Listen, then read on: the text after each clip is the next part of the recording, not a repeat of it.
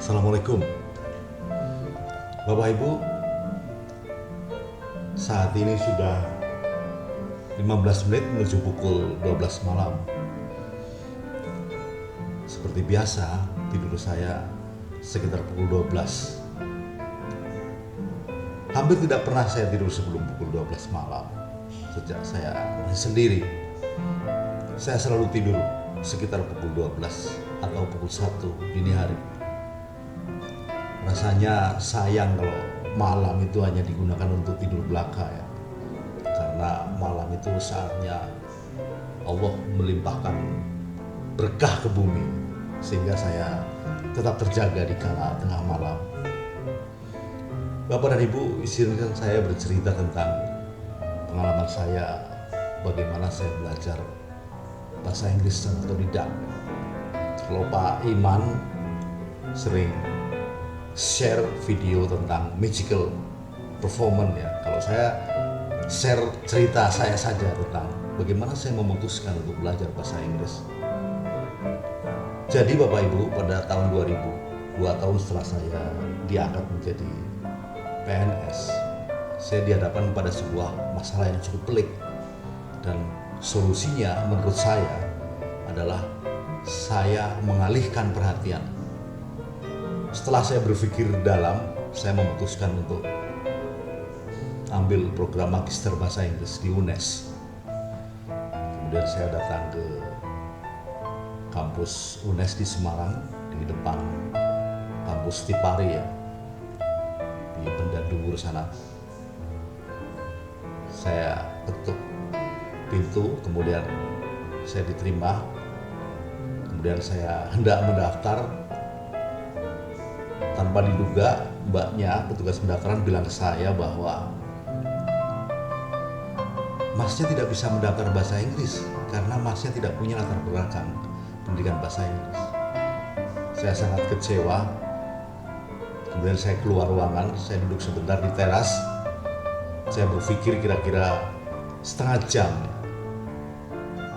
Saya tidak mungkin pulang tanpa saya mendaftar studi lanjut di UNES. Akhirnya saya mengambil jurusan manajemen pendidikan.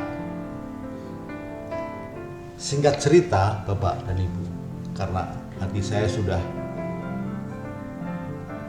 terlanjur jatuh pada bahasa Inggris, ketika perkuliahan manajemen, begitu setelah absen, saya langsung keluar ruangan dan saya masuk dan gabung dengan mahasiswa S2 bahasa Inggris. Kebetulan waktu itu prodinya itu ibunya Bu Sri Mulyani ya, Menteri Keuangan. Saya matur ke beliau bahwa saya izin untuk bisa ikut kuliah di bahasa Inggris. Beliau mengizinkan asal saya bisa melengkapi tagihan-tagihan belajar. Lebih dari 50 kali Bapak dan Ibu, saya keluar ruangan dari perkuliahan manajemen, saya masuk ke perkuliahan bahasa Inggris. Saya bilang kepada dosen di sana, kebetulan salah satunya Dr. Helena ya. Saya bilang, "Dok, izinkan saya menjadi mahasiswa pendengar. Saya gabung di kelas dan saya berjanji tidak akan bikin kekacauan dalam kelas." Kemudian sama Miss Helena saya diizinkan. Rutin setiap kali saya weekend kuliah di Semarang, begitu absen, keluar ruangan, masuk perkuliahan bahasa Inggris. Dan sampai sekarang Bapak dan Ibu, saya terus belajar dan belajar. Karena saya yakin bahwa belajar itu tidak akan pernah melelahkan pikiran. Dan menurut salah seorang pakar, orang yang tidak paham bahasa asing, maka sesungguhnya dia tidak paham juga bahasanya sendiri. Saya juga pada mulanya tidak percaya tentang quote itu ya, bahwa orang yang nggak paham bahasa asing itu tidak paham bahasanya sendiri.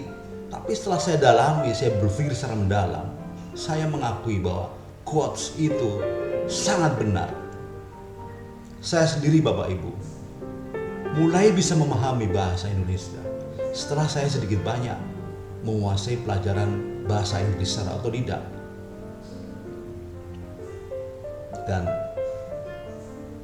menguasai bahasa asing itu sama artinya dengan kita mendapatkan dunia baru. Terima kasih atas waktu Bapak Ibu melihat video saya. Assalamualaikum warahmatullahi wabarakatuh.